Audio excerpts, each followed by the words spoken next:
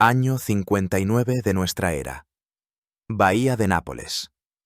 La tranquila y engañosa superficie del agua reflejaba miríadas de estrellas y la pálida hoz de la luna. El aire, impregnado de los densos aromas a mirto, pinos y mar salada, estaba inmóvil. Aquí, en Bayas, el balneario más lujoso del Imperio Romano, lejos de la ruidosa, ajetreada y políticamente tensa Roma, reinaba la calma. Era el lugar donde la élite romana construía sus villas más grandiosas, refugiándose del calor del verano y de las intrigas políticas de la capital. Pero era la calma antes de la tormenta, una quietud que ocultaba bajo sí una tensión monstruosa. Nadie sospechaba que el propio emperador, el joven Nerón de 22 años, señor del mundo desde Britania hasta Egipto, había dado una orden, impensable y monstruosa en su esencia, una orden que violaba todas las leyes divinas y humanas. La orden de matar a su propia madre. Pero ella aún no lo sabía. O quizás lo sospechaba, pero apartaba de sí ese pensamiento terrible. Navegaba en una lujosa liburna, construida especialmente para ella, regresando de un banquete ofrecido por su hijo. El banquete había sido el colmo de la hipocresía, un espectáculo cuidadosamente orquestado de amor filial que hacía mucho tiempo que no existía. Él la había abrazado al despedirse, besado sus ojos, mostrando arrepentimiento y una ternura reencontrada. Y ella, una mujer cuya experiencia vital debería haberle enseñado a no confiar en nadie, quizás por un instante le creyó. Creyó que todavía podía recuperar su amor, su obediencia, su poder ilimitado que se le escapaba de las manos cada día. Y entonces, con el rítmico chapoteo de los remos, bajo el alto cielo estrellado, la embarcación de repente comenzó a desmoronarse. El plan era diabólicamente simple y al mismo tiempo teatral, como le gustaba a su hijo. Un naufragio. Un accidente. Una trágica casualidad que lo libraría de su molesta tutela, pero ella sobrevivió. A sus 43 años, esta mujer, mimada por décadas de lujo, criada en la opulencia de los palacios imperiales, encontró en sí misma la fuerza y la voluntad de sus antepasados. En la confusión y la oscuridad, herida, se arrojó al agua y nadó hasta la orilla. Julia Agripina, apodada la Menor, bisnieta del divino Augusto, hermana del demente emperador Calígula, esposa del deificado emperador Claudio y madre del emperador reinante, Nerón. Sobrevivió para morir unas horas más tarde.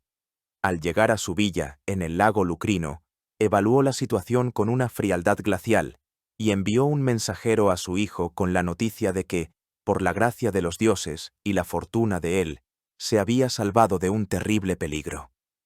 Todavía estaba jugando su partida, tratando de retomar la iniciativa, de demostrar que lo sabía todo. Pero la partida había terminado. Poco después, en sus aposentos, tras doblegar a la guardia, irrumpieron los asesinos, enviados para terminar lo empezado. Al ver al centurión con la espada levantada sobre ella, descubrió su vientre y con una calma orgullosa y glacial, pronunció la frase que se convertiría en su epitafio y en la eterna maldición para su hijo, ordenándole que golpeara el útero que había engendrado a un monstruo. Cómo una mujer, nacida en la cima misma del poder, pudo ascender aún más alto, convirtiéndose en la figura más poderosa de Roma, prácticamente en cogobernante? ¿Cómo ella, habiendo sobrevivido al exilio, a las conspiraciones y a una enemistad mortal, logró colocar en el trono a su hijo, sorteando al heredero legítimo? Y cómo ese mismo hijo, su mayor creación, su única razón de vivir, se convirtió en su verdugo. Para responder a estas preguntas, debemos retroceder al principio, a los días en que el Imperio Romano apenas se acostumbraba a sus nuevos señores, y en las venas de una niña corría la sangre de los dioses y de los más grandes héroes de Roma. Esta no es solo la historia de una mujer, es la historia del poder en su manifestación más pura, despiadada y trágica. Es la historia de Agripina. Para comprender la esencia de Agripina la Menor, sus ambiciones indomables, casi sobrehumanas, y su fe inquebrantable en su propio destino, es necesario primero entender quién era por nacimiento. No era simplemente una aristócrata, era la encarnación viviente del propio Imperio Romano. Un proyecto dinástico, la fusión de los dos linajes más grandes que crearon y gobernaron ese imperio, los Julios y los Claudios. Por sus venas corría una sangre que los romanos veneraban como casi divina. Comencemos con los Julios, un linaje antiguo, patricio, que remontaba su genealogía a la mismísima diosa Venus a través de su hijo Eneas, el legendario héroe troyano que huyó de la Troya en llamas y se convirtió, según el mito, en el progenitor del pueblo romano. Durante siglos, los Julios fueron figuras notables, pero no las más influyentes, en la vida política de la República Romana. Todo cambió con un hombre, Cayo Julio César. Un general genial, cuyas conquistas en la Galia expandieron el mundo romano hasta el Atlántico, un orador brillante, un psicólogo sutil y un político despiadado. Comprendió que el viejo sistema republicano, creado para gobernar una sola ciudad, estaba podrido y era incapaz de gobernar una vasta potencia mediterránea. Lo destruyó en una sangrienta guerra civil y allanó el camino a la monarquía. Aunque cayó bajo las dagas de los senadores conspiradores, su nombre y su legado se convirtieron en la bandera de su sobrino nieto e hijo adoptivo, Cayo Octaviano. Octaviano, un joven de apariencia frágil pero con una voluntad de hierro y un genio político, completó la obra de su padre adoptivo. En una serie de nuevas y aún más sangrientas guerras civiles, aniquiló metódicamente a todos sus rivales, los asesinos de César, Bruto y Casio, y luego a su último adversario, su antiguo compañero Marco Antonio. Bajo el nombre de Augusto, se convirtió en el primer emperador romano. Gobernó durante más de 40 años, desde el 27 antes de nuestra era hasta el 14 de nuestra era, y este período pasó a la historia como la paz romana. Trajo a un mundo desgarrado, por un siglo de guerras, una paz, una prosperidad y un orden largamente anhelados.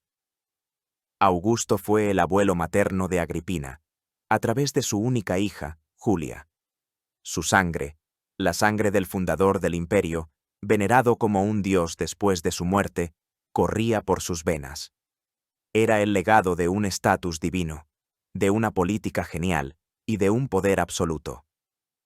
De los Julios, Agripina heredó no solo la fe en su origen divino, sino también un agudo sentido de su propia dignidad, un instinto político y la comprensión fundamental de que el poder no se da, sino que se toma por la fuerza, la astucia o la intriga.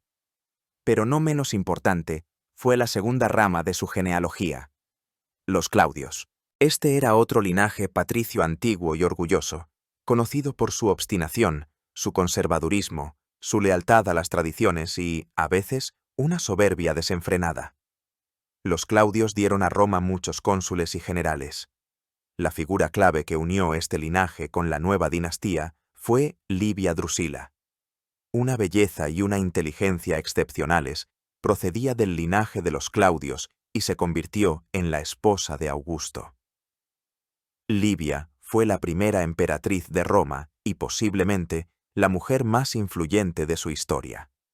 Durante décadas fue la consejera más cercana de Augusto, su sombra, su eminencia gris. Las malas lenguas en Roma, siempre dispuestas a creer lo peor, afirmaban que fue ella quien, con una serie de muertes misteriosas y envenenamientos, despejó el camino al trono para su hijo de su primer matrimonio, Tiberio Claudio Nerón. Tiberio, adoptado por Augusto, se convirtió en el segundo emperador de Roma.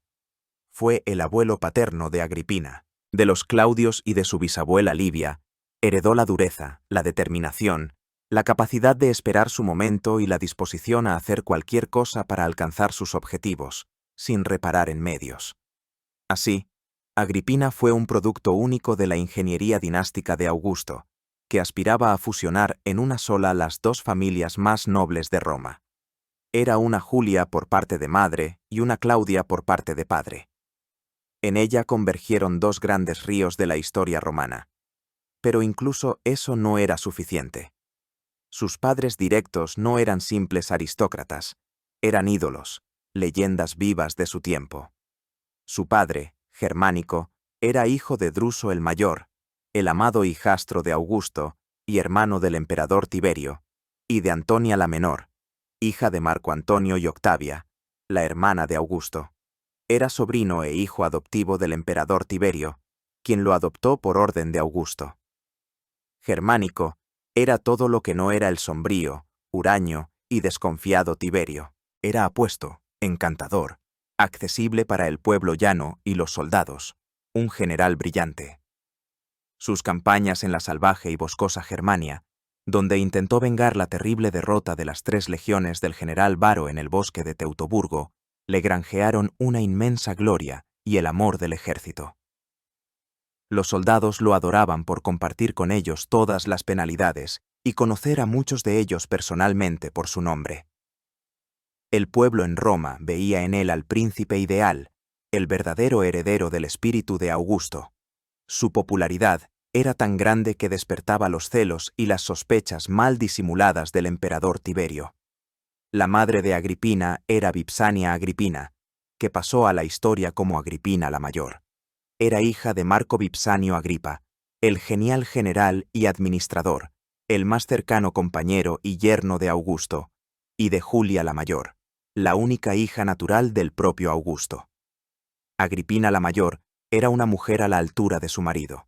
Orgullosa, indomable, era la encarnación de las antiguas virtudes republicanas: lealtad, honor, fecundidad. Acompañó a Germánico en todas sus campañas, vivió con él en el campamento militar, compartió todas las penalidades y peligros. Le dio 9 hijos, de los cuales 6 sobrevivieron, lo cual era una rareza incluso para la familia imperial.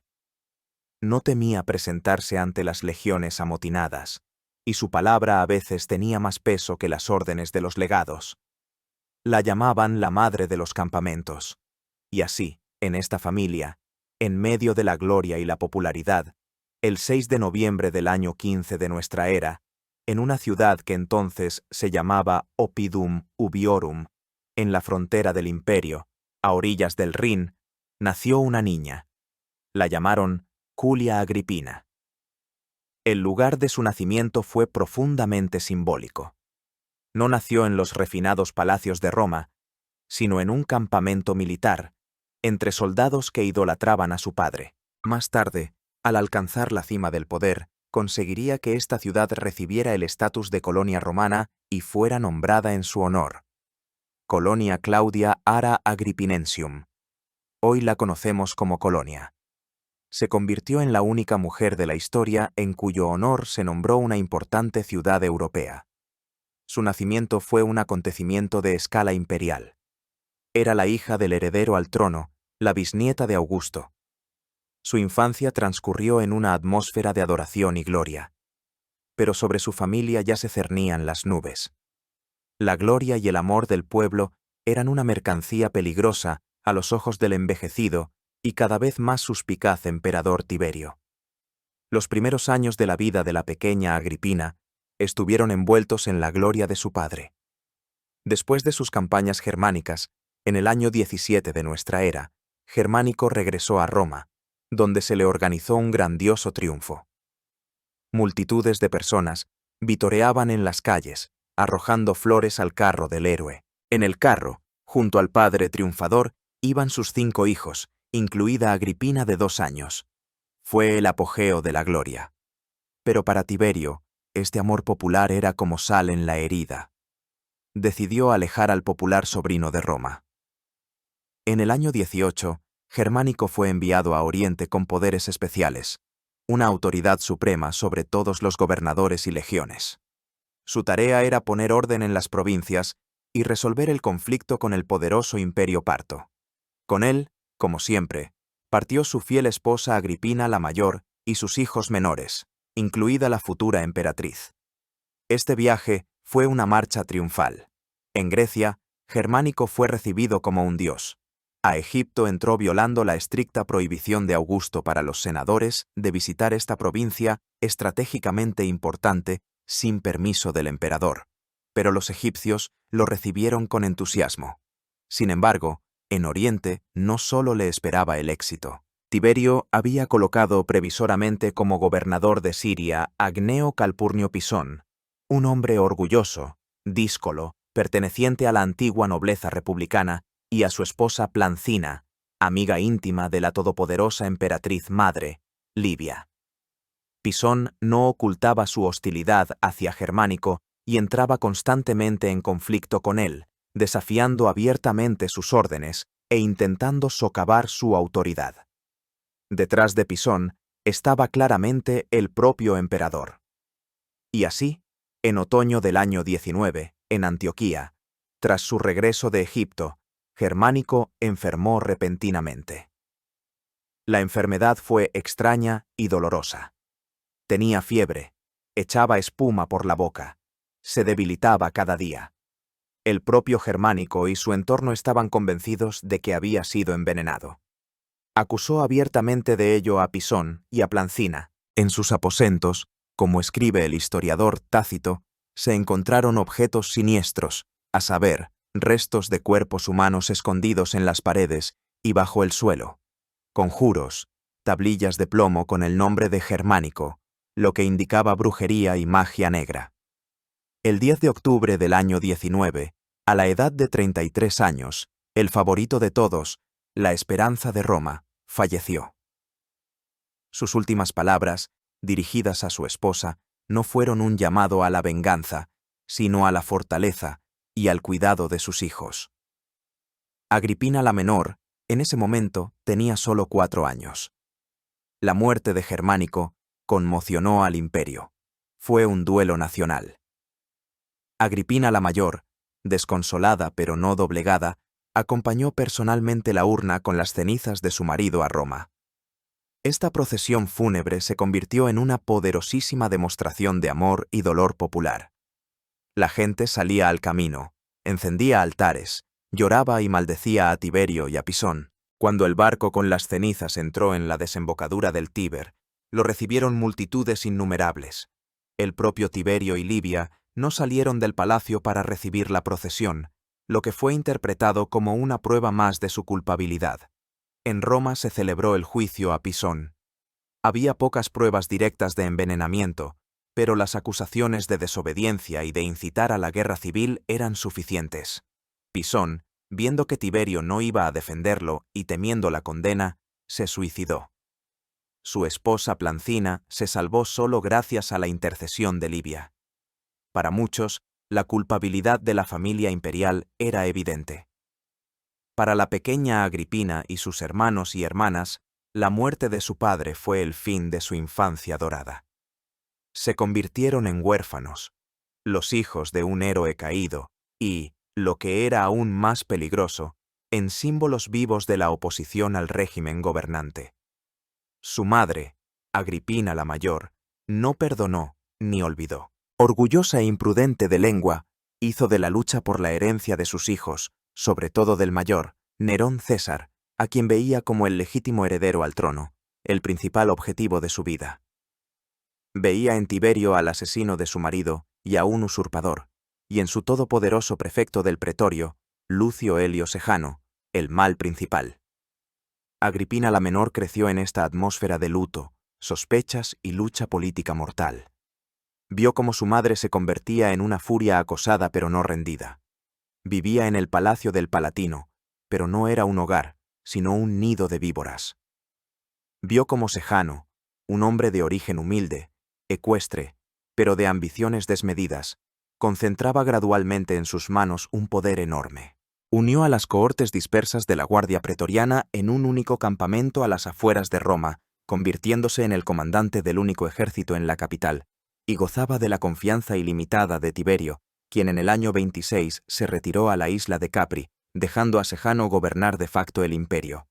Sejano veía en la familia de Germánico a sus principales enemigos y los aniquiló metódicamente. Uno a uno, eliminó a sus partidarios, acusándolos de conspiración y lesa majestad. luego apuntó a los propios hijos. En el año 28, a la edad de 13 años, Agripina la menor fue casada con su tío abuelo, Cneo Domicio Aenobarbo. Este matrimonio fue organizado por Tiberio. Aenobarbo provenía de una antigua familia plebeya, conocida por su riqueza, pero también por su carácter cruel e indómito. De su padre se decía que era tan cruel que Augusto lo reprendió públicamente. El propio Cneo, según el historiador Suetonio, era un hombre detestable en todos los aspectos. Al casar a la bisnieta de Augusto con un hombre así, Tiberio quizás, quería humillarla a ella y a su familia, pero al mismo tiempo, este matrimonio le salvó la vida a Agripina. Pasó de la casa de su madre a la de su marido, saliendo formalmente del punto de mira que Sejano preparaba para su familia. Y el golpe llegó. En el año 29, acusados de conspiración, Agripina la mayor y su hijo mayor, Nerón César, fueron arrestados. A su madre la exiliaron a la isla de Pandataria, la misma donde una vez languideció en el exilio su propia madre, Julia. A su hijo Nerón lo exiliaron a la isla de Pontia. Unos años más tarde, ambos morirían. Nerón, llevado a la desesperación, se suicidaría, y Agripina la mayor moriría de hambre, negándose a comer. Su segundo hijo, Druso César, también fue arrestado y dejado morir de hambre en los sótanos del Palacio Palatino. Agripina la menor, viviendo con su odioso marido, fue una testigo impotente de la muerte de su madre y sus hermanos. Sobrevivió, pero las lecciones que aprendió en aquellos terribles años, las recordó para toda la vida. Comprendió que en el mundo del poder imperial no se puede confiar en nadie, que la cercanía al trono no es un privilegio, sino un peligro mortal, que la fama y la popularidad pueden llevar a la muerte, y que la única garantía de supervivencia es la crueldad, la astucia, la paciencia y la habilidad para ocultar los verdaderos pensamientos. Aprendió a llevar una máscara. A la sombra del águila imperial, que se había convertido en un buitre, se forjaba el carácter de la futura emperatriz. En el año 31, ocurrió un acontecimiento que sacudió Roma hasta sus cimientos. El todopoderoso Sejano, que casi se había convertido en cogobernante y estaba a punto de emparentar con la familia imperial, fue repentinamente derrocado y ejecutado. Tiberio, habiendo recibido de su nuera Antonia, madre de Germánico, pruebas de su conspiración, asestó un golpe desde Capri que fue repentino, rápido y despiadado. La caída de Sejano provocó en Roma una ola de terror y ajustes de cuentas. Pero para los miembros supervivientes de la familia de Germánico, fue una liberación. Agripina la menor y sus dos hermanas, Drusila y Julia Livia, así como su único hermano superviviente, Cayo, que pasó a la historia con el apodo de Calígula, que proviene de la palabra latina caliga, que significa bota de soldado, que usaba en la infancia en los campamentos de su padre, volvieron a estar en el centro de atención. Tiberio, habiendo perdido a todos sus herederos directos, tanto a su hijo como a sus nietos, se vio obligado a apostar por los hijos de Germánico. Convocó a Calígula a Capri. En el año 37, tras un largo y sombrío reinado, el viejo emperador finalmente murió. Por Roma, corrieron inmediatamente rumores de que había sido asfixiado con una almohada por el prefecto del pretorio Macrón, con el conocimiento de Calígula, para acelerar la ascensión al trono del nuevo señor. Para Calígula, de 25 años, y sus hermanas, comenzó una era dorada. Toda Roma, agotada por el terror y la suspicacia de Tiberio, recibió con entusiasmo al joven emperador, hijo del adorado Germánico. El comienzo de su reinado fue prometedor. Declaró una amnistía para los presos políticos, abolió las leyes de lesa majestad, organizó juegos suntuosos y repartos de dinero al pueblo, y colmó de honores sin precedentes a sus hermanas. Agripina, Drusila y Livia se convirtieron en las figuras centrales de la nueva corte. Sus nombres fueron incluidos en todos los juramentos oficiales junto con el del emperador, donde la gente juraba no escatimar ni su vida ni la de sus hijos por el bien del emperador y sus hermanas. Sus imágenes aparecieron en las monedas, un hecho sin precedentes para mujeres vivas que no eran esposas del emperador reinante. Recibieron los derechos y privilegios de las vestales, incluidos los mejores asientos en el teatro y el derecho a ver los juegos junto al emperador. El Senado y el pueblo vieron en esto la restauración de la justicia, el triunfo de la perseguida familia de Germánico. Agripina, que para entonces tenía 22 años, probó por primera vez el sabor del verdadero poder y la gloria. Y en ese mismo año 37, dio a su marido, Cneo Domicio Aenobarbo, su único hijo, a quien llamaron Lucio Domicio Aenobarbo, el mismo niño que el mundo conocería más tarde con el nombre de Nerón. Se cuenta que cuando sus amigos felicitaron a Cneo por el nacimiento de su hijo, éste respondió sombríamente que de él y de Agripina no podía nacer nada más que un monstruo y una calamidad universal. Estas palabras resultaron ser proféticas. Sin embargo, el idilio duró poco. El brillante comienzo del reinado de Calígula pronto dio paso a la locura. Tras una grave enfermedad que, posiblemente, dañó su juicio, el emperador comenzó a mostrar todos los signos de una cruel tiranía y megalomanía.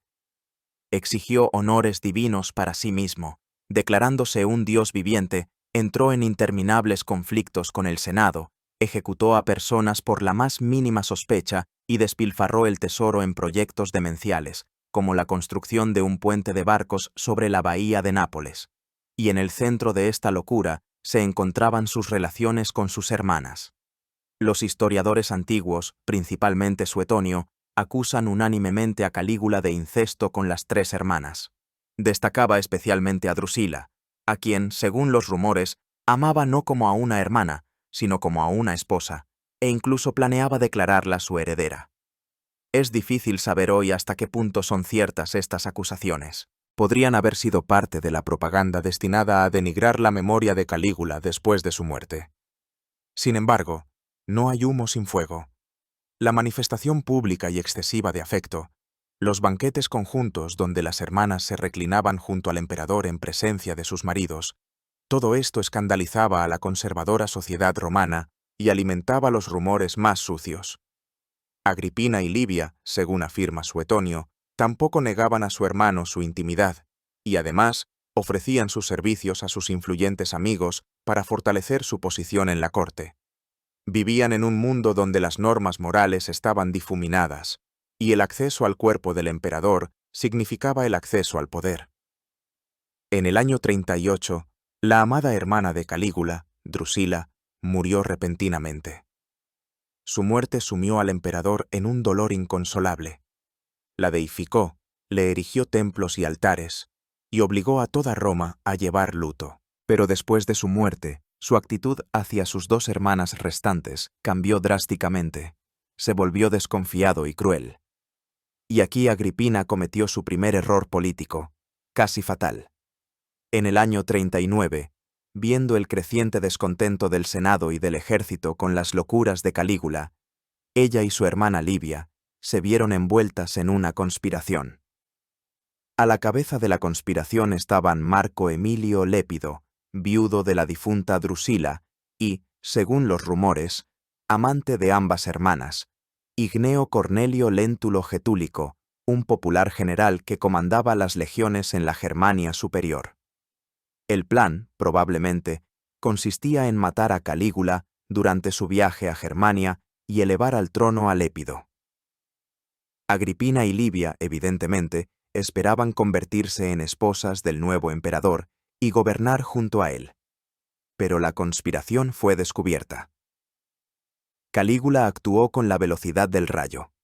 Se dirigió a Germania, donde ejecutó a Lépido y a Getúlico. A sus hermanas las sometió a una humillación pública. Las obligó, como castigo, a llevar sobre sus hombros las urnas con las cenizas de los conspiradores ejecutados a través de los Alpes, desde Germania hasta Roma. Leyó en el Senado sus cartas de amor, acusándolas no solo de conspiración, sino también de adulterio y depravación. Sus maridos, incluido el de Agripina, Cneo Domicio, sobrevivieron, pero las propias hermanas fueron despojadas de todos sus bienes y exiliadas a las islas Pontinas en el mar Tirreno. Las mismas islas donde ya habían estado exiliadas y habían perecido su madre y sus hermanos. Para Agripina, fue una catástrofe. De la noche a la mañana, pasó de ser casi una diosa a una criminal de Estado. Su pequeño hijo Lucio, que solo tenía 2 años, fue separado de su madre y entregado a la crianza de su tía paterna, Domicia Lépida. Su herencia fue confiscada. Parecía que el destino de Agripina estaba sellado. Repetía exactamente el camino de su madre. El exilio en las islas Pontinas equivalía a una sentencia de muerte. Pero el destino preparaba otro giro, el más increíble de todos. Mientras Agripina sobrevivía en las duras condiciones del exilio, en Roma se gestaba una nueva conspiración, esta vez exitosa. El 24 de enero del año 41, el emperador Cayo Calígula, el monstruo, fue asesinado en un pasillo de su palacio por oficiales de la Guardia Pretoriana encabezados por Casio Querea. El asesinato de Calígula sumió a Roma en el caos. El Senado, sintiendo por primera vez en muchas décadas el espíritu de la antigua república, se reunió en el Capitolio y comenzó a debatir acaloradamente la restauración del antiguo orden. Algunos senadores incluso presentaron sus candidaturas al cargo de príncipe. Pero el poder real, como siempre, estaba en manos de quienes tenían las armas, la Guardia Pretoriana. Mientras los senadores pronunciaban discursos, los pretorianos, que habían asesinado a un emperador, se preocuparon por encontrar uno nuevo. Registraron el palacio desierto, saqueando y ajustando cuentas. Y en una de las habitaciones, escondido detrás de una cortina, temblando de miedo, encontraron a un hombre a quien nadie había considerado jamás como candidato al trono. Era Tiberio Claudio Druso, el tío del asesinado Calígula y hermano carnal del gran Germánico. Claudio era quizás la figura más extraña y subestimada de toda la dinastía Julio-Claudia. Desde niño padecía ciertas dolencias físicas. Cojeaba, tartamudeaba, le temblaba la cabeza y le goteaba constantemente la nariz. Su propia madre, Antonia, lo llamaba un monstruo que la naturaleza solo había empezado pero no terminado. La familia se avergonzaba de él, lo consideraba mentalmente deficiente y lo mantenía alejado de los asuntos de Estado. Pero detrás de esta apariencia poco agraciada se escondía una mente aguda y culta. Privado de la posibilidad de hacer una carrera política y militar, Claudio se dedicó a la ciencia. Era un historiador serio, autor de obras sobre la historia de los etruscos y de Cartago, un experto en antigüedades. Sobrevivió a los sangrientos reinados de Tiberio y Calígula precisamente porque nadie lo tomaba en serio. Desempeñaba el papel de un excéntrico inofensivo. Y ahora los soldados, al encontrar a este asustado erudito de 50 años, lo sacaron de detrás de la cortina y, para su completo asombro, lo aclamaron emperador. Lo llevaron en litera a su campamento. El Senado, sin ninguna fuerza real, no tuvo más remedio que confirmar su elección. Uno de los primeros decretos del nuevo emperador Claudio, quien, a pesar de su reputación, resultó ser un gobernante sorprendentemente capaz y sensato, fue el regreso del exilio de sus sobrinas supervivientes, Agripina y Julia Livia. Para Agripina, fue una resurrección de entre los muertos.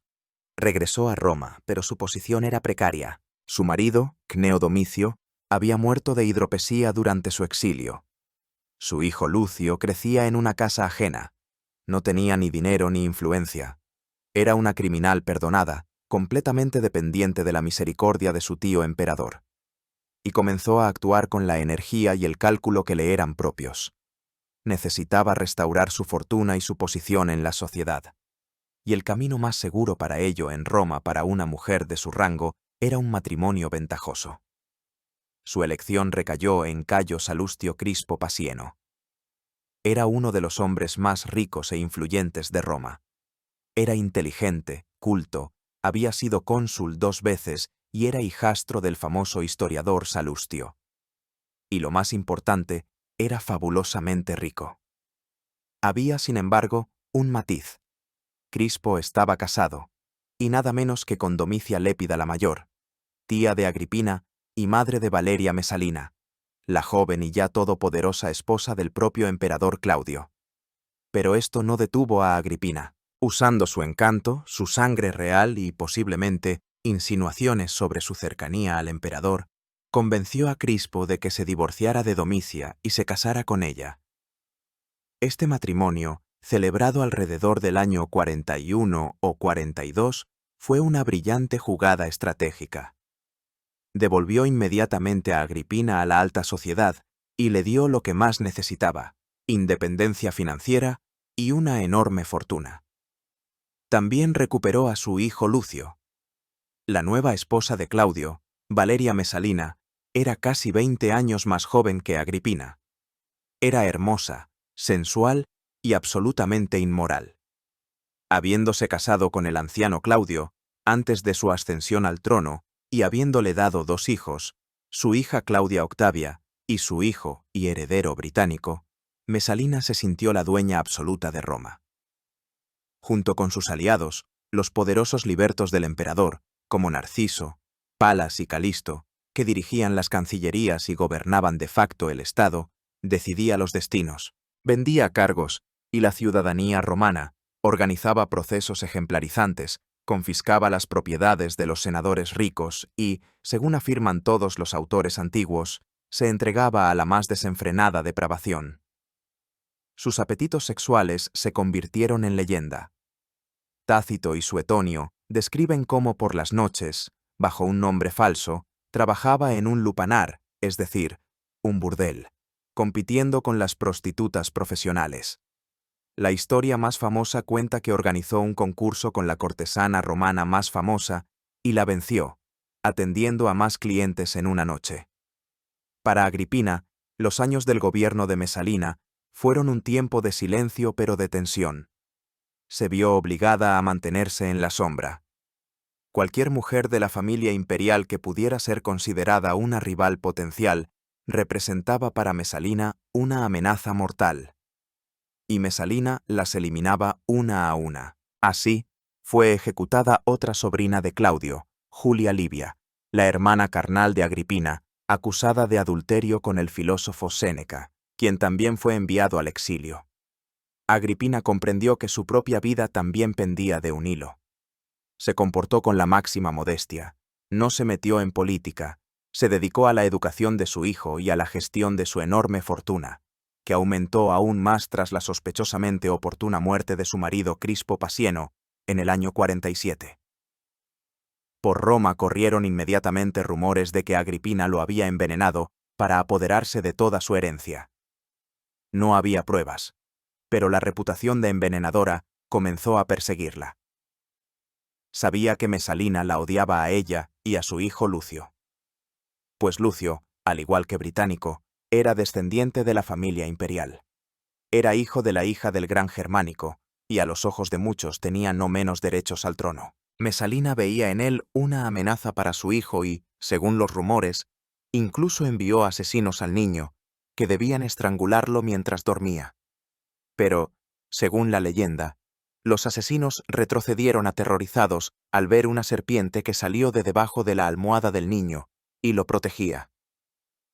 Lo más probable es que fuera simplemente la piel de una serpiente que el niño guardaba como amuleto, pero la historia se difundió ampliamente y fue interpretada como una señal de protección divina sobre el descendiente de Germánico. Agripina esperaba. Esperaba a que su impulsiva y cada vez más irreal rival cometiera ella misma un error fatal. Y en el año 48, Mesalina lo cometió. Habiendo perdido todo sentido de la medida, se enamoró locamente de Cayo Silio, considerado el aristócrata romano más apuesto. Lo obligó a divorciarse de su esposa y comenzó a cohabitar abiertamente con él, colmándolo de regalos y honores.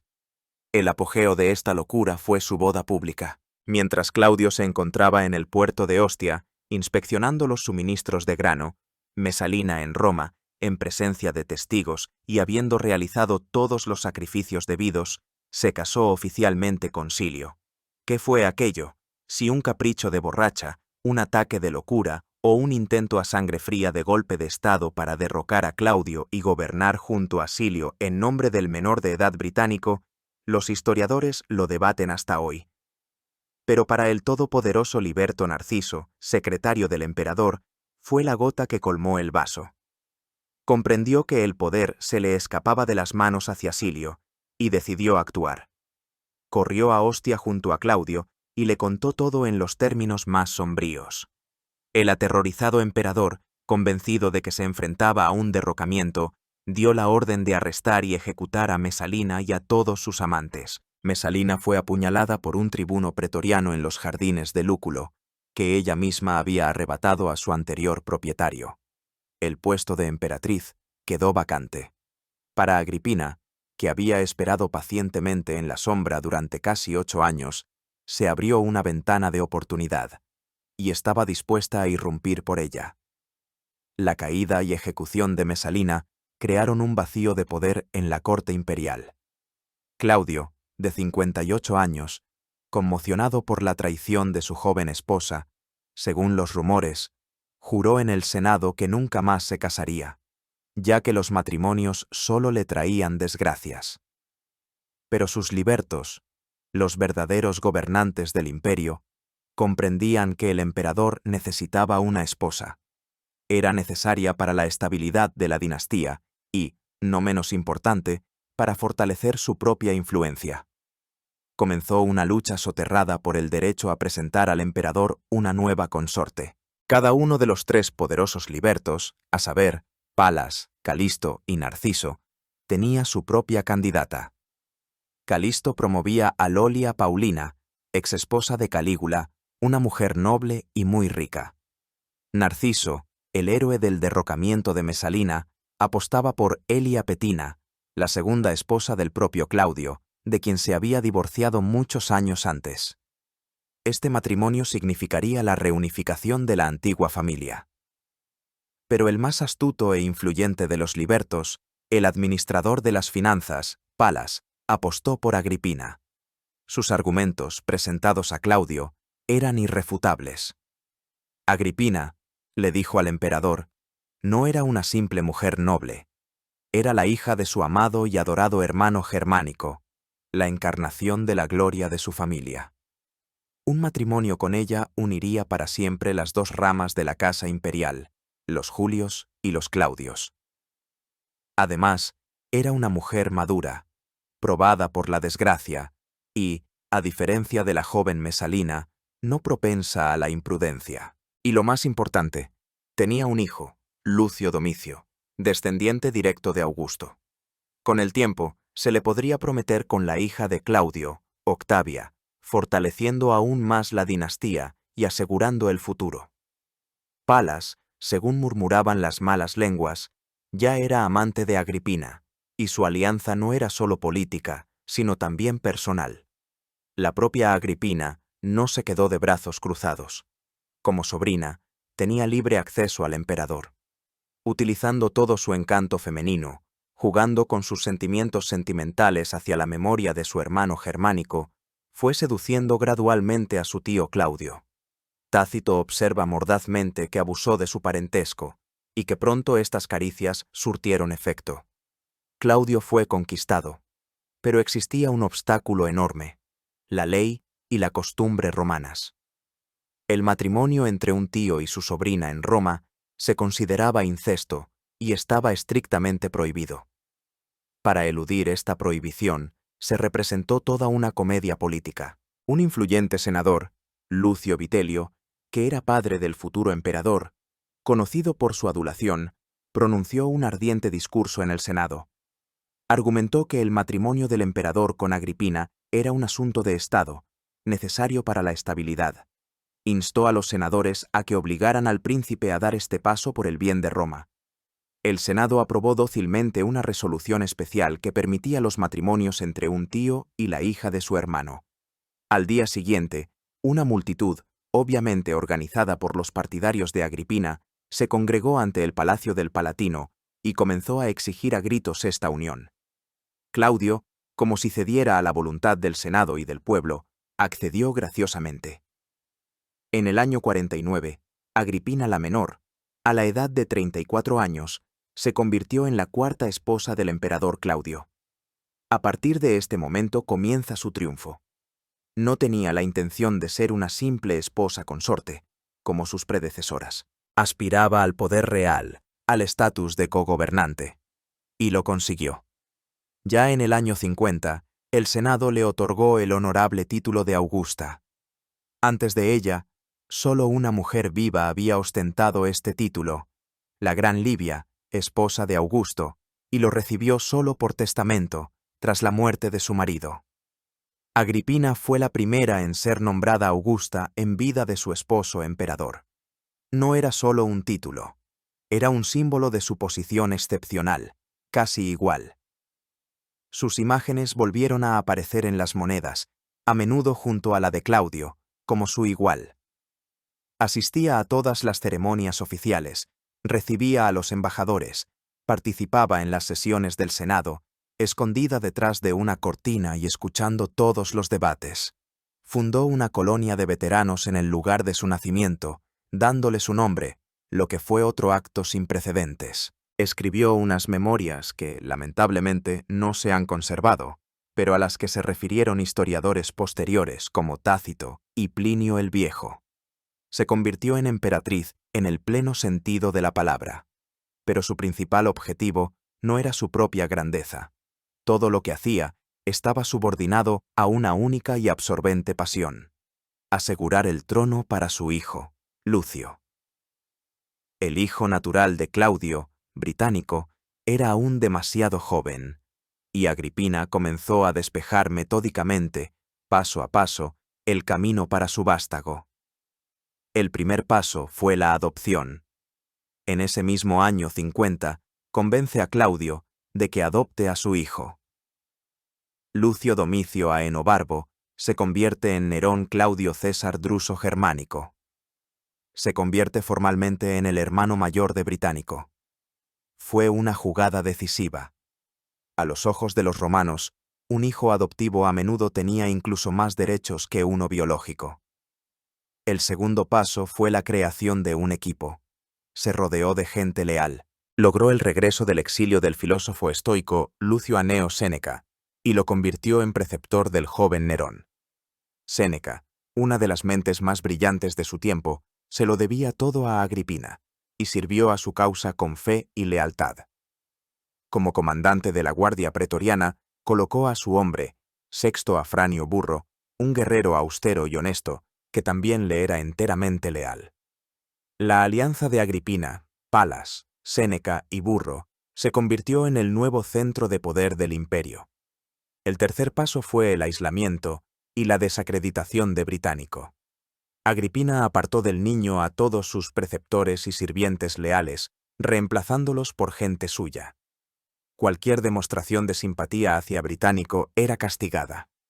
El niño creció prácticamente en una jaula de oro, relegado a un segundo plano por su hermanastro mayor, más carismático y cada vez más popular.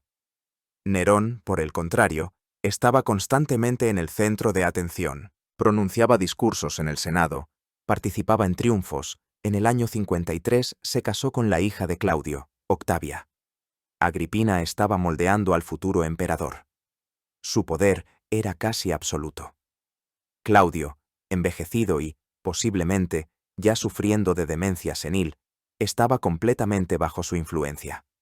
Pero Agripina sabía que su posición dependía de la vida de un solo hombre. Mientras Claudio estuviera vivo, ella estaba a salvo. Pero, ¿qué pasaría después de su muerte? Británico crecía. En el año 54 debía cumplir 14 años, la edad de la mayoría de edad en Roma. Podría vestir la toga de adulto y reclamar sus derechos. Y Narciso, el viejo enemigo de Agripina, que aún conservaba influencia sobre Claudio, comenzó a apoyar cada vez más activamente a Británico. Agripina sintió que el tiempo jugaba en su contra. Corrieron rumores de que Claudio comenzaba a mostrar signos de arrepentimiento por haber apartado a su hijo biológico. Tácito transmite sus palabras de que estaba condenado a soportar los crímenes de sus esposas para luego castigarlas. Era una alusión directa a Agripina. Comprendió que debía actuar, y actuar rápido. La noche del 12 al 13 de octubre del año 54. En el Palacio Imperial del Palatino reinaba el silencio, pero el aire estaba electrificado. El emperador Claudio, que ya tenía 63 años, había cenado y se había retirado a sus aposentos. Se sentía mal, pero para un hombre que había sufrido diversas dolencias toda su vida y que, además, era famoso por su apetito desmedido y su amor por el vino, esto no era algo inusual. Nadie de los extraños sabía que esa noche sería la última para él. Lo que sucedió exactamente aquella noche permanecerá para siempre como un misterio, sepultado bajo el peso del tiempo y de testimonios contradictorios. Pero todos los historiadores antiguos, como Tácito, Suetonio, Dion Casio, son prácticamente unánimes en una cosa. Claudio fue envenenado, y detrás de este envenenamiento estaba su esposa, Agripina. El escenario que pintan es digno de una tragedia griega. Agripina, viendo que Claudio comenzaba a mostrar un claro favor hacia su hijo biológico, británico, y podría cambiar el testamento en su favor, decidió adelantarse. Hacía tiempo que tenía preparado un veneno, elaborado por una famosa envenenadora de Roma llamada Locusta, a quien mantenía a su servicio para tales fines.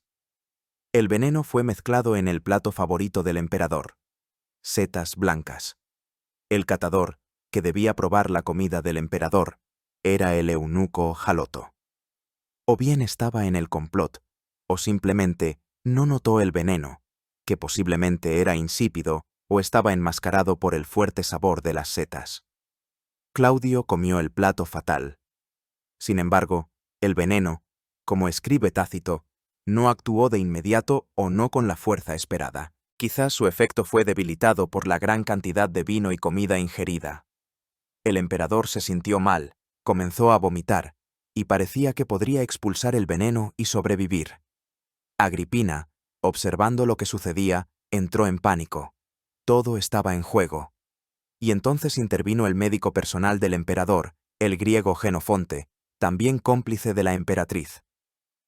Con el pretexto de ayudarlo a vomitar, introdujo en la garganta de Claudio una pluma de avestruz que, según afirman los historiadores, había sido previamente untada con un veneno de acción rápida. Esta vez, el veneno actuó al instante. El emperador murió entre terribles sufrimientos. Inmediatamente después de la muerte de su marido, Agripina demostró una sangre fría y un cálculo geniales. La muerte del emperador debía ocultarse hasta que se tomaran todas las medidas para una transición de poder sin problemas a Nerón. El palacio fue inmediatamente acordonado por los pretorianos leales a Burro. Agripina fingía que Claudio aún estaba vivo, pero muy débil, y que los médicos luchaban por su vida. Fingía un dolor desconsolado, abrazaba a Británico y a sus hermanas, manteniéndolos de hecho bajo arresto en una de las habitaciones para que no pudieran informar a nadie de lo sucedido. Enviaba mensajeros con noticias de la mejoría de la salud del emperador para adormecer la vigilancia de todos los que pudieran obstaculizar sus planes, principalmente Narciso, quien, por suerte para Agripina, en ese momento no estaba en Roma. Poco después, también a él lo obligarían a suicidarse. Todo este tiempo, entre bastidores, se trabajaba febrilmente.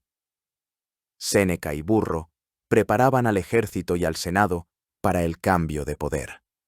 Esperaban el momento favorable, predicho por los astrólogos, en quienes los romanos creían ciegamente. Y así, al mediodía del 13 de octubre, cuando las estrellas, según los caldeos, estaban en la posición más propicia, las puertas del Palacio Palatino se abrieron de par en par. A la plaza, ante los pretorianos, ya reunidos e instruidos por Burro, salió Nerón, de 17 años, acompañado de su prefecto. Burro pronunció un breve discurso, y los soldados, a quienes se les habían prometido generosos regalos de 15.000 sestercios por cabeza, como era costumbre en un cambio de emperador, aclamaron unánimemente a Nerón como nuevo príncipe. Desde allí, Nerón, acompañado por la guardia, se dirigió al edificio del Senado. Los senadores, puestos ante el hecho consumado y sin atreverse a contradecir la voluntad de los pretorianos, aprobaron sin rechistar todos sus poderes y títulos imperiales. Nadie se acordó siquiera de británico. El triunfo de Agripina fue completo. Había alcanzado la cima de sus ambiciones. Su hijo, su carne y su sangre, su proyecto, se había convertido en el señor del mundo. Había hecho lo que ninguna mujer antes que ella había logrado. Había creado un emperador. En los primeros meses del reinado de Nerón, su poder fue ilimitado. No era solo la madre del emperador. Era su cogobernante, su regente, la principal jugadora política. Nerón era joven, inexperto, y estaba completamente bajo su influencia. Su poder se exhibía de forma abierta y desafiante. Recibía a los embajadores. Su nombre se mencionaba en los informes al Senado. Incluso se acuñaron monedas en las que su perfil aparecía en el anverso, cara a cara con el de su hijo, lo que era un símbolo de total igualdad en el poder. Cuando llegó a Roma una embajada de Armenia, se dispuso a subir al estrado junto a Nerón y a sentarse a su lado para escuchar a los embajadores. Era algo inaudito. Ninguna mujer se había permitido nunca tal cosa. Solo en el último momento el anciano y sabio Séneca, comprendiendo el escándalo que esto provocaría, le susurró a Nerón que bajara del estrado y recibiera a su madre, como si le rindiera un homenaje filial, pero impidiéndole así sentarse a su lado en el trono imperial. Agripina comenzó inmediatamente a deshacerse de sus enemigos. La primera víctima fue Marco Junio Silano, procónsul de Asia, tataranieto de Augusto, que también tenía derechos dinásticos al trono. Fue envenenado sin juicio ni investigación. Eliminó a Domicia Lépida, su antigua rival y tía de Nerón, acusándola de brujería. Era la dueña de Roma. Parecía que nada podía socavar su posición. Había creado un sistema de poder ideal, ella misma como estratega suprema, y sus fieles ejecutores, Séneca y Burro, gestionando los asuntos civiles y militares, y el joven y obediente emperador Nerón como fachada de este sistema. Pero no tuvo en cuenta una cosa. Su mayor creación, su hijo, estaba creciendo, y en su alma, bajo la influencia de nuevos amigos y de sus propias pasiones, ya maduraban las semillas de la rebelión contra su control total. La serpiente que había calentado en su seno se preparaba para asestar una mordedura mortal. Los primeros 5 años del reinado de Nerón pasaron a la historia como el Quinquenio Dorado. Bajo la sabia dirección de Séneca y Burro, y bajo la supervisión invisible pero omnipresente de Agripina, el imperio se gobernó con una eficacia sorprendente. Al Senado se le devolvieron algunos de sus antiguos privilegios, se redujeron los impuestos, la justicia se administraba con equidad. Pero detrás de esta fachada de prosperidad se desarrollaba un intenso drama psicológico. La lucha por la influencia sobre el joven emperador. Y en esta lucha, Agripina comenzó a perder terreno rápidamente. El problema residía en la propia naturaleza de su poder y su carácter. Era una madre acostumbrada a mandar y a controlar cada paso de su hijo. No quería ver en él a un hombre adulto y a un gobernante independiente. Seguía tratándolo como un instrumento para la realización de sus propias ambiciones. Cualquier intento de Nerón de mostrar independencia, cualquier acto suyo no acordado con ella, provocaba en ella airados reproches y sermones. Le recordaba constantemente que todo lo que tenía, desde el poder hasta la vida misma, se lo debía exclusivamente a ella. Y este humillante recordatorio comenzaba a irritar cada vez más al joven emperador, ávido de libertad. Sus principales rivales en la lucha por el alma de Nerón se convirtieron en sus preceptores, Séneca y Burro. Al principio fueron sus fieles aliados, pero pronto comprendieron que las desmedidas ambiciones y el autoritarismo de Agripina representaban una amenaza no solo para su propia posición, sino también para la estabilidad del Estado. comenzaron a actuar con más sutileza y astucia. No entraron en conflicto abierto con ella, pero fomentaron el deseo de independencia de Nerón. Complacían sus aficiones, que Agripina, como una estricta matrona romana, despreciaba. Su amor por la poesía, la música, el teatro, las carreras de caballos. Era como si le dijeran: «Te entendemos, estamos de tu lado, y tu madre es el pasado, es una supervisión estricta y aburridos asuntos de Estado». Pero el verdadero catalizador de la ruptura fue una mujer. Nerón se enamoró. Su elegida fue una liberta, una antigua esclava de Asia Menor llamada Claudia Actea. Era hermosa, elegante, y a diferencia de su autoritaria madre y de su esposa impuesta, la fría y virtuosa Octavia le ofrecía ternura, admiración y una adoración incondicional. Nerón estaba verdaderamente prendado. Incluso llegó a hablar de casarse con ella. Para Agripina, esto era inaudito. El emperador, descendiente del divino Augusto, y una simple ex-esclava, le montó a su hijo un escándalo monumental. Le gritó que si se casaba con Actea, haría todo lo posible por derrocarlo. Y, enfurecida, cometió un error fatal. Lo amenazó con que tenía un heredero legítimo, británico, hijo del divino Claudio, que estaba a punto de alcanzar la mayoría de edad y a quien el ejército estaría encantado de ver en el trono. Al amenazar a Nerón con británico, firmó la sentencia de muerte del muchacho. Nerón, asustado de que su madre realmente pudiera utilizar a su hermanastro para un golpe de estado, decidió deshacerse del rival. En febrero del año 55, durante un banquete, a la vista de toda la corte, Británico, de 14 años, se sintió repentinamente mal y murió entre terribles convulsiones. La causa oficial declarada fue la epilepsia, de la que supuestamente padecía desde niño. Pero todos los presentes, incluida Agripina, comprendieron que había sido un veneno, administrado por orden del emperador. Agripina quedó horrorizada y desesperada. Vio morir al último descendiente de Claudio, su último apoyo potencial y su instrumento de chantaje, y no pudo hacer nada. Comprendió que su hijo era capaz de todo. Tras el asesinato de Británico, la ruptura entre madre e hijo se hizo irreversible. Nerón comenzó a privarla metódicamente de poder y a someterla a humillaciones. Apartó de la gestión de las finanzas a su principal aliado, Palas. La privó de su honorable guardia personal de mercenarios germanos. La obligó a abandonar el palacio imperial del Palatino y a mudarse a la casa donde una vez vivió su bisabuela Antonia.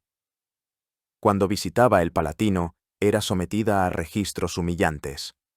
Contrataba a gente para que la abucheara en público y la acosara con demandas judiciales. Agripina intentó resistir. Buscó apoyo entre viejos amigos, entre oficiales del ejército, les recordaba a su padre, el gran Germánico. Pero todos sus intentos fueron en vano. El poder se le escapaba de las manos como arena entre los dedos. Toda su creación, todo su sistema perfectamente construido, se derrumbaba. El último clavo en el ataúd de su influencia fue la aparición de una nueva mujer en la vida de Nerón.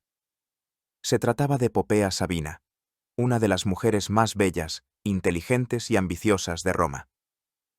Estaba casada con un amigo de Nerón, Otón, futuro emperador efímero, pero su objetivo era el propio Nerón y el trono imperial. Se convirtió en la amante del emperador y comenzó a ponerlo sistemáticamente en contra de su madre. Se burlaba de él, llamándolo el niño de mamá, que no se atrevía a echar a su estricta supervisora. Le susurraba que mientras Agripina viviera, él nunca sería un verdadero emperador y no podría divorciarse de la odiada Octavia para casarse con ella, Popea. Nerón, desgarrado entre los restos de su afecto filial, un miedo irracional a su madre y una pasión absorbente por Popea, se acercaba lentamente a una terrible decisión. Comenzó a creer que su madre conspiraba contra él, que quería matarlo. Empezó a ver en ella no solo a una rival, sino a una amenaza mortal. Séneca y Burro, viendo cómo se desarrollaba esta tragedia, intentaron suavizar el conflicto, pero su influencia también disminuía. El emperador escuchaba cada vez más a Popea y a nuevos consejeros más inescrupulosos, como el prefecto del pretorio Tigelino. La desintegración de la obra maestra de Agripina estaba casi completa. Solo quedaba el último y más sangriento acto. A principios del año 59, Nerón se convenció definitivamente de que debía deshacerse de su madre. Pero, ¿cómo hacerlo? Simplemente ejecutarla bajo la acusación de conspiración era peligroso. Agripina, a pesar de la pérdida de poder real, seguía siendo la hija de Germánico, y su asesinato directo podría provocar la indignación del ejército y del pueblo llano, donde el recuerdo de su padre era sagrado. Había que hacer que pareciera un accidente. Y Nerón, con su amor por los efectos teatrales y las grandiosas puestas en escena, ideó un plan verdaderamente diabólico. Invitó a su madre a la fiesta de las Quincuatrias, dedicada a la diosa Minerva, en su villa de Bayas, a orillas del Golfo de Nápoles. Representó todo un espectáculo de reconciliación. Fue extraordinariamente amable, la recibió en el muelle, la abrazó, la sentó a la mesa del banquete en el lugar de honor. Agripina, cansada de años de enemistad, quizás quiso creer en esta reconciliación. Después del banquete, que se prolongó hasta altas horas de la noche, la acompañó personalmente al muelle. Para su regreso a su propia villa en Bauli, se había preparado un barco especial, ricamente decorado. Era el arma del crimen. La embarcación había sido diseñada por su liberto Aniceto, antiguo preceptor de Nerón y ahora prefecto de la flota de Miseno. A una señal, el pesado techo de plomo sobre el camarote donde debía descansar Agripina se derrumbaría y la aplastaría, y el propio barco, con las juntas debilitadas, se desharía en pedazos y se hundiría. Agripina zarpó. Con ella en el barco estaban su fiel sirvienta Acerronia Pola y el liberto Creperello Galo. En mar abierto, en silencio y bajo las estrellas, se activó el mecanismo. El techo de plomo se desplomó con estruendo. Creperello Galo murió aplastado al instante, pero a Agripina la salvó la casualidad. Los respaldos altos y resistentes de su lecho resistieron el golpe. El barco comenzó a desintegrarse, pero no tan rápido como estaba previsto. En la confusión y la oscuridad, Acerronia cometió un error fatal. Pensando que así se salvaría, gritó que ella era Agripina y pidió que salvaran a la madre del emperador. Los remeros, que estaban en el complot con Aniceto, se abalanzaron inmediatamente sobre ella y la mataron a golpes de bicheros y remos, creyendo que mataban a la emperatriz. La propia Agripina, en silencio, con una herida en el hombro, se arrojó al agua. A pesar de su edad y su vida refinada, resultó ser una buena nadadora. Nadó hasta unas barcas de pesca que la recogieron y la llevaron a su villa en el lago Lucrino. Ahora lo entendía todo. La perfidia de su hijo, el banquete fingido, el barco que se desmoronaba. Todas las piezas del rompecabezas encajaron en una única y monstruosa imagen. Pero no perdió la compostura. Decidió fingir que no había entendido nada. Envió a su liberto a Germino a Nerón con el mensaje de que, gracias al favor de los dioses y a la fortuna del emperador, se había salvado de un terrible accidente, pero que le rogaba que no se preocupara y no fuera a verla, pues necesitaba descanso. Todavía intentaba ganar tiempo, superarlo en su propio juego, hacerle temer las consecuencias. Pero Nerón, al recibir la noticia de que su madre estaba viva, se aterrorizó. Estaba seguro de que ahora ella, sabiéndolo todo, desataría sobre él toda su furia, levantaría al ejército, se dirigiría al Senado. Presa del pánico, convocó a Séneca y a Burro. Estos, como escribe Tácito, guardaron silencio durante mucho tiempo, comprendiendo que los estaban arrastrando a un crimen monstruoso. Finalmente, Séneca preguntó a Burro si se podía ordenar a los pretorianos que mataran a Agripina. Burro respondió que los pretorianos, leales a la memoria de Germánico, nunca levantarían la mano contra su hija. Y entonces propuso que terminara el trabajo quien lo había empezado, el liberto Aniceto y sus marineros, que no estaban atados por tales lazos de lealtad. Aniceto aceptó con gusto. Rodeó la villa de Agripina. El mensajero Agermino, que llegaba de parte de ella, fue apresado, se le colocó una daga y se declaró que había sido enviado por su madre para matar al emperador. Esto creaba el pretexto para las acciones posteriores. Aniceto, con un destacamento de marineros, irrumpió en el dormitorio de Agripina. La habitación estaba iluminada por una sola y tenue lámpara. Junto a ella solo quedaba una sirvienta, que en el último momento también huyó, dejando a su señora sola. Agripina, incorporándose en el lecho, recibió a los asesinos y les dijo que si habían venido a visitarla, ya se sentía mejor, pero si era para un crimen, no creía que fuera orden de su hijo, pues él no ordenaría un matricidio. Pero los asesinos la rodearon en silencio. Uno de ellos, un capitán de trireme, le asestó un golpe en la cabeza con un garrote. Y entonces, al ver la espada de un centurión levantada sobre ella, se arrancó la ropa y, señalando su vientre, pronunció su última e inmortal frase, que debían golpear ese útero. Fue apuñalada con numerosos golpes. Nerón, según los rumores, fue a ver el cuerpo desnudo de su madre muerta. Examinó sus heridas, según algunas fuentes, alabó la belleza de su cuerpo, según otras, la criticó. Luego pidió vino para celebrar lo ocurrido. Su cuerpo fue incinerado esa misma noche en una simple pira de banquete por sus propios sirvientes. Así terminó la vida de una de las mujeres más extraordinarias y terribles de la historia de Roma. Una mujer que lo alcanzó todo y lo perdió todo por causa del único hombre por el que había vivido y luchado. El asesinato de su madre fue para Nerón un punto de no retorno. Lo quebró. Tácito escribe que a partir de ese momento comenzó a despeñarse rápidamente por el abismo de la locura. Lo atormentaban las pesadillas, se le aparecía el fantasma de su madre, lo perseguían las furias con antorchas encendidas. Tratando de justificarse ante el mundo y ante sí mismo, envió al Senado una carta, redactada por Séneca, en la que acusaba a Agripina de conspiración y afirmaba que se había suicidado cuando su plan fue descubierto. El Senado lo felicitó hipócritamente por haberse salvado y decretó acciones de gracias. Pero el pueblo llano de Roma no se dejó engañar. En las paredes aparecían grafitis y poemas anónimos que maldecían al matricida. Liberado de la tutela de su madre, Nerón dio rienda suelta a todas sus pasiones reprimidas. Se divorció de Octavia, la exilió y más tarde ordenó su muerte para casarse con Popea. Comenzó a actuar públicamente en el escenario como cantante, poeta y actor, lo que se consideraba una deshonra inaudita para un aristócrata romano, y más aún para un emperador.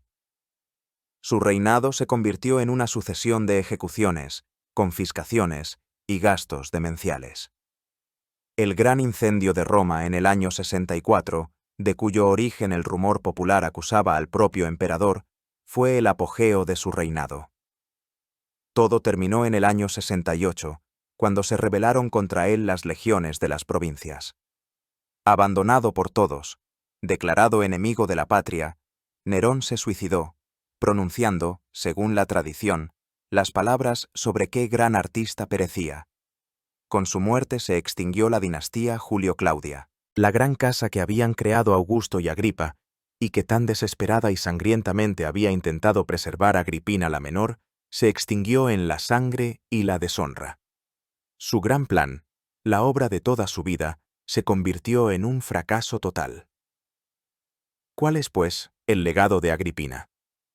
Para los historiadores antiguos, que escribían desde una perspectiva senatorial y conservadora, como Tácito, Suetonio, Dion Casio, ella fue la encarnación del mal. Pintan su imagen exclusivamente con tintes negros, como una intrigante ambiciosa, inmoral, pérfida, una envenenadora, culpable de incesto. Para ellos, una mujer que intervenía activamente en la alta política era un disparate, una violación de todos los cimientos y leyes divinas. Veían en ella la causa principal de la decadencia moral de la corte imperial y de la posterior tiranía de Nerón. Los historiadores modernos la ven de una manera más compleja y objetiva. Reconocen sus extraordinarias habilidades. Fue, sin duda, una de las mujeres más inteligentes y políticamente dotadas de su época. Poseía una voluntad de hierro, un pensamiento estratégico y una determinación increíble. En un mundo donde a la mujer se le asignaba un papel exclusivamente privado de esposa y madre, logró convertirse en la gobernante de facto del vasto imperio romano. Creó un precedente, demostrando que una mujer podía ostentar un poder político real. En este sentido, fue una precursora de las grandes emperatrices del futuro, como Julia Domna o la bizantina Teodora. Pero los métodos que utilizó fueron despiadados. Avanzó hacia su objetivo pisando cabezas, sin reparar en nada, ni en la seducción, ni en la traición, ni, muy probablemente, en el asesinato. Su tragedia consistió en que se convirtió en rehén del mismo sistema que intentó someter. Un sistema basado en el poder absoluto de un solo hombre, donde las intrigas cortesanas, las conspiraciones y los asesinatos eran la norma de la vida política. Su mayor error fue su mayor amor, su hijo. Se esforzó tanto por darle el poder absoluto. Si esta historia les ha parecido interesante y desean seguir sumergiéndose en las páginas más apasionantes y dramáticas del pasado, suscríbanse a nuestro canal, dejen sus comentarios y compartan este video. Nos esperan muchos más viajes sorprendentes en el tiempo.